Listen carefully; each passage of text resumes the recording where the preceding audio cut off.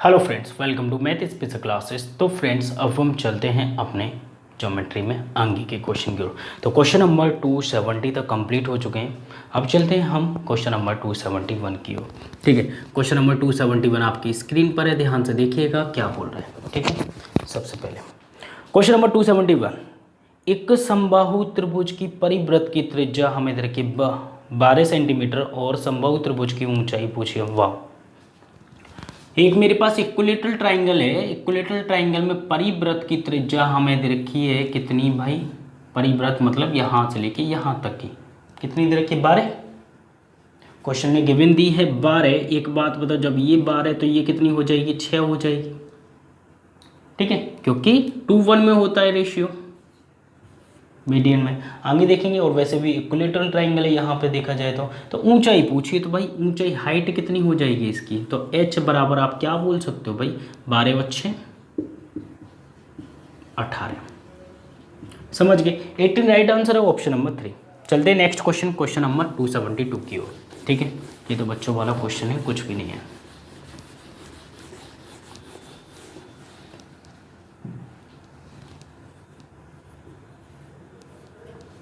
Question number 272 में क्या दिया हुआ देखो। नीचे दी गई आकृति, एक आकृति है, मैं उसे बना लेता हूँ जिससे आसानी होगी क्वेश्चन सॉल्व करने में।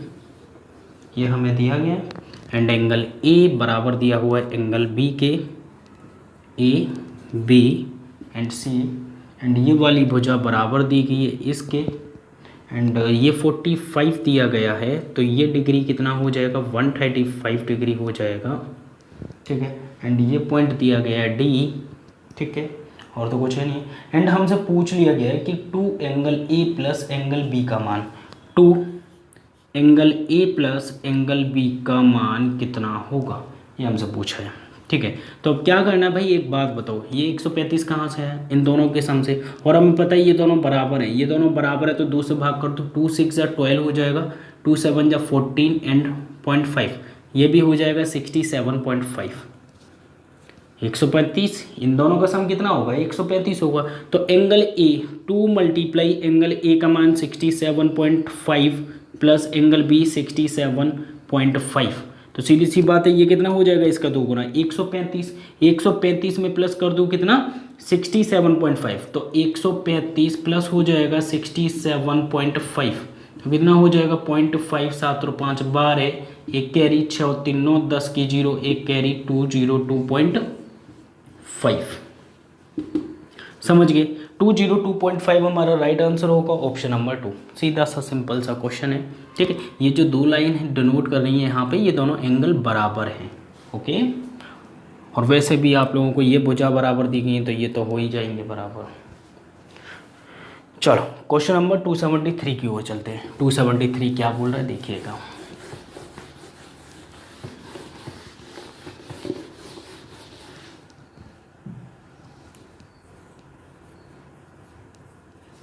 टू 273 में दिया हुआ एक समबाहु त्रिभुज के प्रत्येक भुजा की लंबाई हमें दे रखी है 10, तो अंतवृत्त और परिवृत्त। वाह, जब हमें अनुपात ही पूछ रहा है तो भुजा देखकर हमें कोई फायदा नहीं है। ठीक है, तो भुजा लो या मत लो कोई दिक्कत नहीं। अंतवृत्त, इन सर्कल की रेडियस मतलब इन रेडियस, और रेशियो हमसे पूछा है सरकम रेडियस।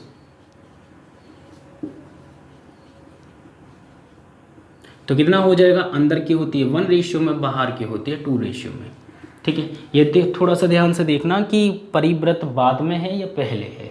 ठीक है, तो परिवृत्त हमें दे रखा है बाद में, तो मतलब 1 2 हो जाएगा हमारा राइट आंसर। ठीक है, ऑप्शन नंबर 2 बिल्कुल राइट है, तो इसमें तो कुछ भी नहीं है, 2:1 के रेशियो में होती है। क्वेश्चन नंबर 274, 274 में दिया गया त्रिभुज ए बी सी। एक त्रिभुज है मेरे पास A B C,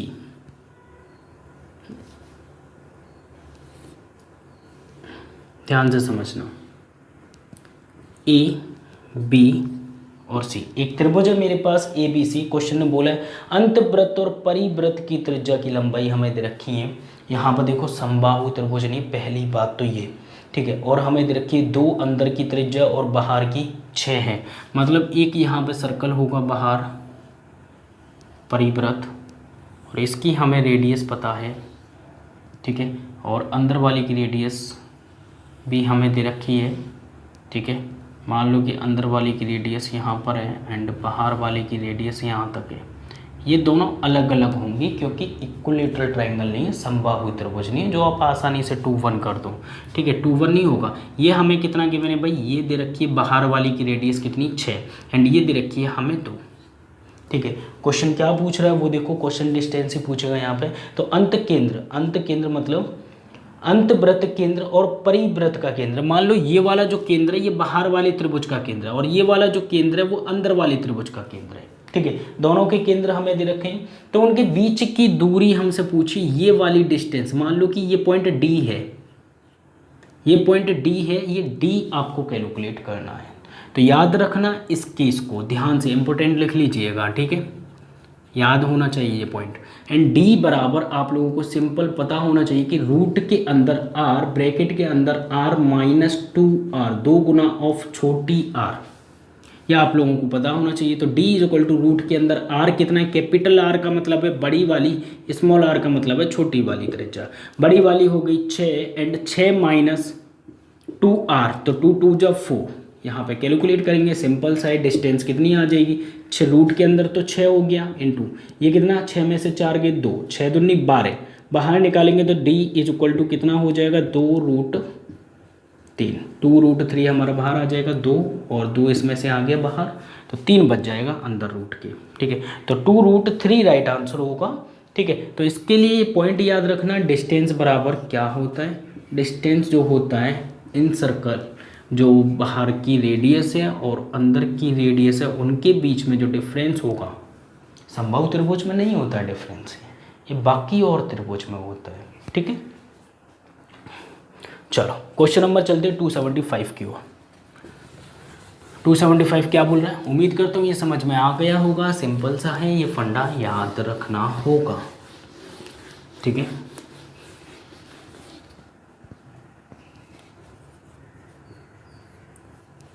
question number 275 देखिएगा। 275 क्या बोल रहा है, एक समकोण त्रिभुज का आधार और लंब हमें दे रखा है 5 12, तो 13 हो जाएगा। एंड परिवृत्त की तरफ जब एक समकोण त्रिभुज है हमें दे रखा है, मान लो ये 5 दे रखा है, ये 12 दे रखा है, तो ये कितनी हो जाएगी, हाइपोटेनस चेंज नहीं हो सकती, 5 को इधर कर दो 12 को इधर कर दो, कोई दिक्कत की बात नहीं है। ठीक है, अब यहाँ से मैं क्या करूँ, एक सर्कल ड्रॉ कर देता हूँ। एक सर्कल ड्रॉ जैसे ही मैं करूँगा तो क्या होगा, ये वाली जो आर मतलब हाइपोटेनस है, हाइपोटेनस क्या हो जाती है, वृत्त की व्यास हो जाता है, वृत्त का क्या हो जाता है, ये व्यास हो जाता है। तो रेडियस कितनी हो जाएगी, r बराबर हो जाएगी 13/2, पूरी 13 है तो इसके आधी कर दो, क्या हो जाएगी त्रिज्या, तो 13/2 का मतलब है कितना, 6.5। आंसर कितना हो जाएगा 6.5, ऑप्शन नंबर 3 बिल्कुल राइट है। चलो क्वेश्चन नंबर 276 देखिएगा। 276 में क्या दिया हुआ है, ध्यान से देखना।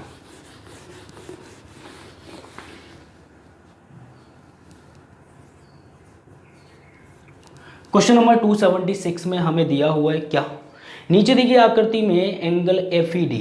ठीक है, FED बराबर क्या होगा, तो मैं दोनों त्रिभुज बना लेता हूं सबसे पहले। ठीक है, त्रिभुज ABC। ठीक है, एक और त्रिभुज है मेरे पास DEF, 2 त्रिभुज दे रखे हैं।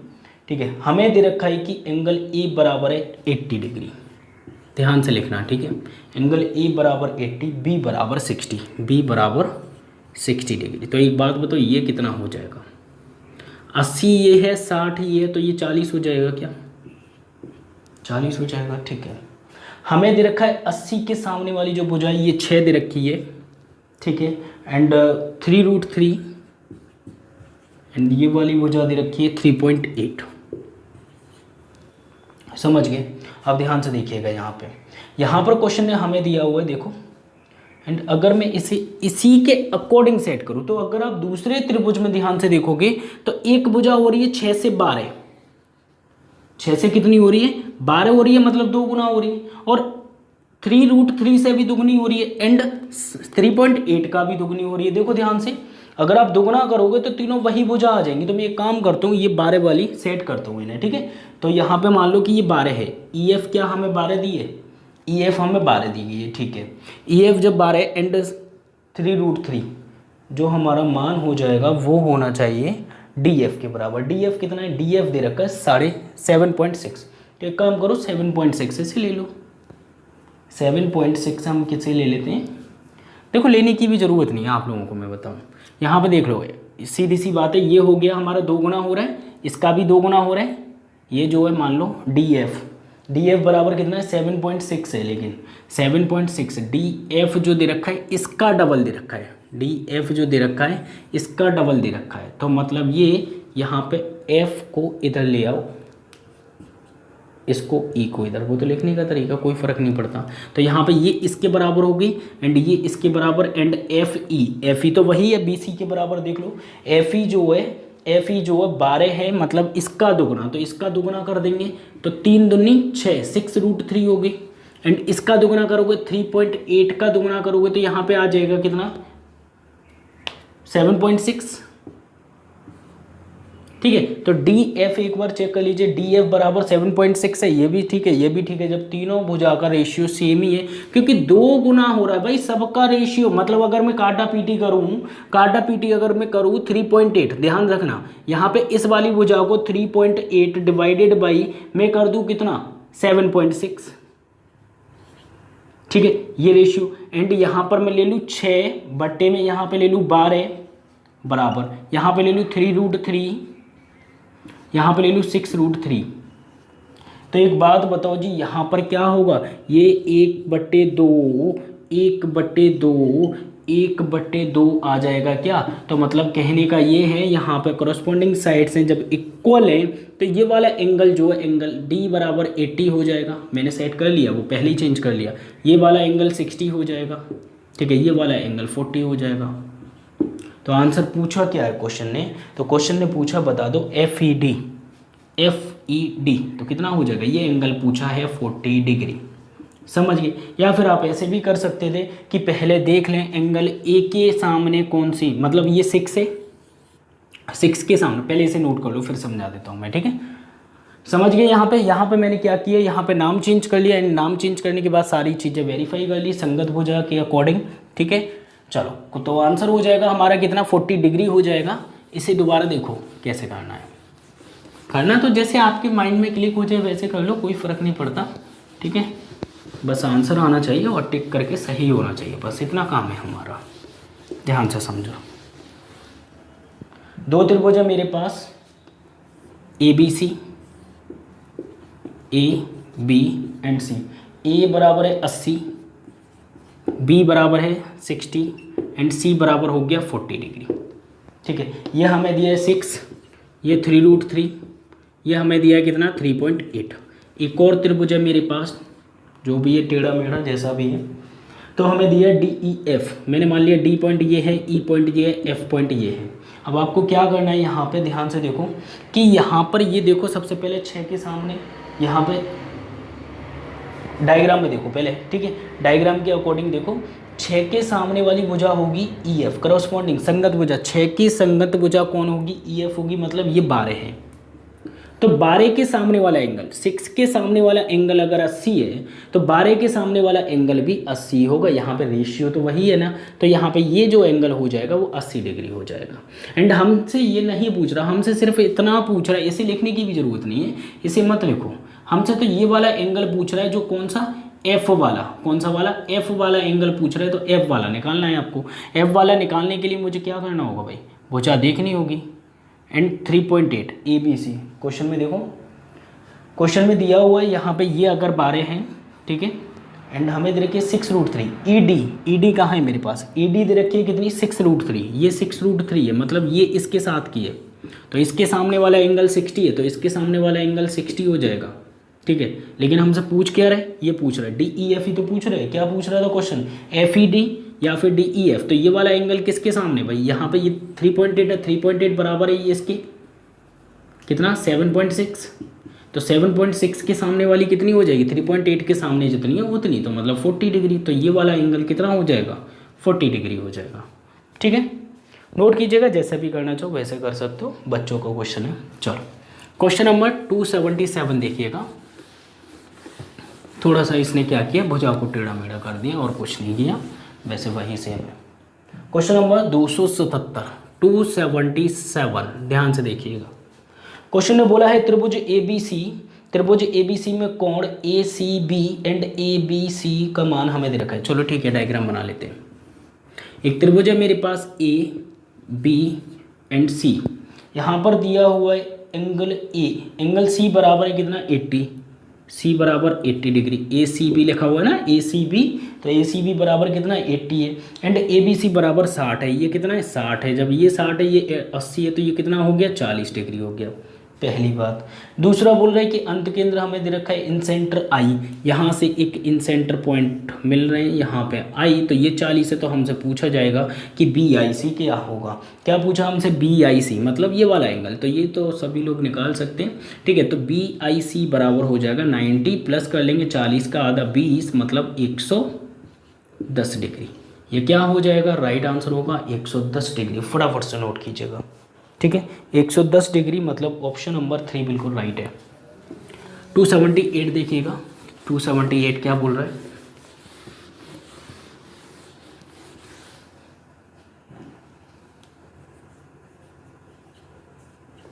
क्वेश्चन नंबर 278 में बोला है कौन सा न्यून कोण त्रिभुज की भुजाओं को दर्शाता है। तो देखो मेरे पास 3 ऑप्शन है, चौथा वाला है इनमें से कोई नहीं। तो यहाँ पे पहला ऑप्शन है 6 9 16, 6 9 16, पहला ऑप्शन देखिएगा 6 9 16। सबसे पहले तो यही चेक कर लो क्या त्रिभुज बन रहे हैं या नहीं। तो 9 अच्छा कितना हो गया 15 हो गया भाई, इनका जो सम है वो छोटा है 16 से, तो यहाँ से तो त्रिभुज ही नहीं बन रहा। दूसरा है मेरे पास क्या 7 8 10, 7 8 और 10, तो 7 और 8 कितना हो गया 15, 15 बड़ा है किससे 10 से, तो मतलब यहाँ से त्रिभुज बन रहा है। थर्ड वाला ऑप्शन है 5 12 13, 5 12 13, यहाँ से भी त्रिभुज बन रहा है, लेकिन 5 12 13 जो होती है वो ट्रिपलेट होती है, मतलब समकोण त्रिभुज होता है। लेकिन समकोण त्रिभुज तो पूछ ही नहीं रहा, हमसे पूछ रहा न्यून कोण, तो इस केस में हो जाएगा ऑप्शन नंबर 2। और अगर ऐसे भी वेरीफाई ना कर पाओ, अगर लगता है कि 2 और है, तो याद रखना हमेशा पॉइंट, यहाँ पे क्वेश्चन हटा देते हैं थोड़ी देर के लिए, ओके, कि ए स्क्वायर प्लस बी स्क्वायर का मान अगर बड़ा है तीसरी भुजा से, ए स्क्वायर प्लस बी स्क्वायर का मान अगर तीसरी से बड़ा है, तो ये हमारा जो त्रिभुज होता है वो क्या होता है एक्यूट होता है, ठीक है। एक्यूट मतलब न्यून कोण त्रिभुज होता है, पहला पॉइंट। दूसरा पॉइंट यहाँ पर अगर ए स्क्वायर प्लस बी स्क्वायर बराबर होता है सी स्क्वायर के, तो याद रखना यहाँ पे तो पाइथागोरस थ्योरम लग रही है, मतलब ये हो जाता है राइट एंगल ट्राइंगल, ठीक है, मतलब समकोण त्रिभुज। अगर थर्ड पॉइंट में देखो ए स्क्वायर प्लस बी स्क्वायर से छोटा है, ए स्क्वायर प्लस बी स्क्वायर छोटा है किससे तीसरी भुजा से, तो ये हो जाता है मेरा क्या न्यून कोण त्रिभुज। क्या हो जाता है अधिक कोण त्रिभुज, न्यून तो हो गया ना, अधिक कोण त्रिभुज। अधिक का मतलब है ऑब्टूस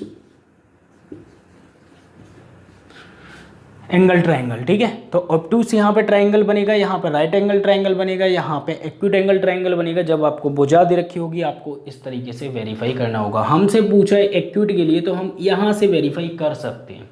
अभी के लिए पहले वाले से तो कोई भी त्रिभुज नहीं बन रहा एंड चौथे वाले में से तो कुछ नहीं है, ठीक है। थर्ड वाले में समकोण बन रहा है 90 डिग्री का बन रहा है, क्योंकि 5 12 13 ट्रिपलेट आप लोगों को पता है, तो ये भी हट गया, ये भी हट गया, ये भी हट गया, तो हम बोल सकते हैं 7 और 8 से एक त्रिभुज बन रहा है, 15 बड़ा है 10 से, तो यहाँ पे ऑप्शन नंबर 2 बिल्कुल राइट होगा। या फिर आप इनका स्क्वायर करें, सम करें, अगर ये बड़ा आता है इससे बड़ा ही आएगा, सीधी सी बात है। 7 7 जा 49, 8 8 जा 64, दोनों प्लस करेंगे तो बड़ा आएगा 100 से, सीधी सी बात है इसके स्क्वायर से। तो कौन सा हो जाएगा न्यून कोण त्रिभुज, ऑप्शन नंबर 2 से बनेगा, ठीक है। चलते हैं क्वेश्चन नंबर 279 की ओर। 279 देखिएगा क्या बोल रहा है।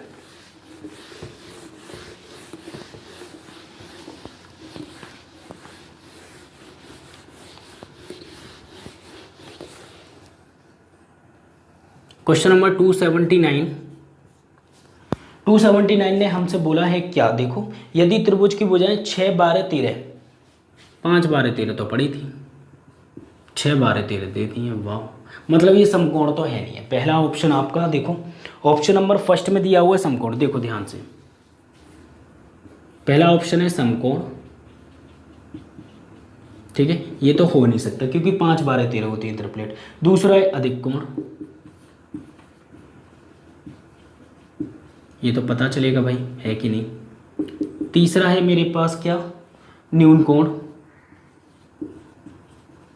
त्रिभुज, ठीक है जो भी है। एंड चौथा है मेरे पास क्या, इनमें से कोई नहीं, तो ऐसा तो नहीं हो सकता, नन ऑफ दिस, नन तो होगा ही नहीं, दो ऑप्शन तो कट गया। अब मेरे पास बचा अधिक और न्यून, तो हम एक काम करते हैं, स्क्वायर तो करना पड़ेगा। 6 का स्क्वायर 36 हो गया, 12 का स्क्वायर 144, इनको प्लस कर लेते हैं। 13 का स्क्वायर 169, प्लस करेंगे 9, 6 और 4 10, एक कैरी, एंड 4 और 4 8, मतलब 180। एंड 180 जो बड़ा है किससे, 169 से। और जब ये बड़ा होता है तो क्या बनता है जी, मतलब ए स्क्वायर प्लस बी स्क्वायर बड़ा है अगर सी स्क्वायर से, तो मतलब कहने का ये जो ट्राइंगल बनेगा वो क्या बन जाएगा, न्यून कोण। क्या बन जाएगा, न्यून कोण, मतलब एक्यूट।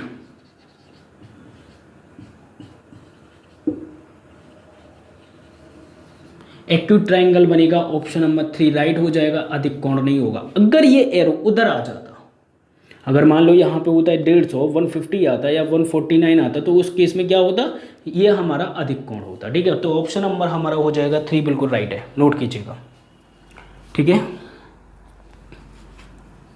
चलो क्वेश्चन नंबर 280 की ओर चलते, 280वां, ध्यान से देखिएगा।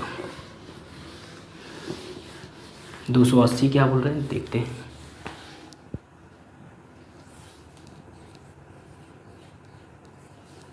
क्वेश्चन नंबर 280 में दिया गया है कि दो समरूप त्रिभुज हैं, दो सिमिलर ट्राइंगल है, triangle ABC and EF, triangle ABC and EF, ABC and EF दो सिमिलर ट्राइंगल हमें दिए हुए हैं। आगे बोल रहा है क्वेश्चन, निम्न में से कौन सा त्रिभुज ABC एंड EF के क्षेत्रफल, मतलब एरिया ऑफ जो बराबर होता है, area of triangle ABC, ratio हमसे पूछा है एरिया ऑफ ट्राइंगल DEF का जो बराबर होगा, संगत भुजा A एंड B, AB बट्टे में DE का स्क्वायर पूरे पे, एंड यहाँ पर ये वाली संगत भुजा इसके बराबर, तो मतलब ये हो जाएगा BC बट्टे EF का स्क्वायर, एंड यहाँ पर संगत भुजा AC, ये संगत भुजा के लिए कर रहा हूँ सिर्फ मैं, ठीक है, कुछ और मत समझ लेना। एंड AC जरूरी नहीं है बराबर हो भी सकती है नहीं भी हो सकती, ठीक है, लेकिन मैं संगत भुजा बता रहा हूँ इसलिए एरो लगा दिए। AC बट्टे में DF का होल स्क्वायर। तो यहाँ पर देखेंगे इनका जो एरिया होता है वो इनके बराबर होता है, और भी चीज़ों के बराबर होता है, लेकिन वो बेसिक में मिलेगा आपको, ठीक है। तो यहाँ पर देखेंगे ऑप्शन नंबर 2 बिल्कुल राइट हो जाएगा। तो बेसिक में ये आप लोगों को बता दिया गया था कि जो एरिया का रेशियो होता है वो भुजाओं के, संगत भुजाओं के, अगर आपको ये दोनों दे रखी है ये ठीक है, तो उस केस में स्क्वायर कर देंगे। ये दोनों दे रखी है तो इस केस में भी स्क्वायर कर देंगे, वो एरिया का अनुपात हो जाएगा। अगर ये दोनों दे रखी है मतलब ये वाली, तो इनका जो एरिया का अनुपात अगर पूछेगा तो स्क्वायर कर देंगे, सिंपली हमारा क्या हो जाएगा, आंसर निकल के आ जाएगा। तो इस केस में हमारा जो ऑप्शन नंबर 2 है बिल्कुल राइट दिखाई दे रहा है मुझे, तो ऑप्शन नंबर 2 बिल्कुल राइट है, नोट कीजिएगा। ओके फ्रेंड्स, फिर हम चलते हैं, हम मुलाकात होगी आपसे नेक्स्ट वीडियो में नेक्स्ट क्वेश्चन के साथ। जब तक के लिए बाय, टेक केयर, अपना ख्याल रखना, बाय।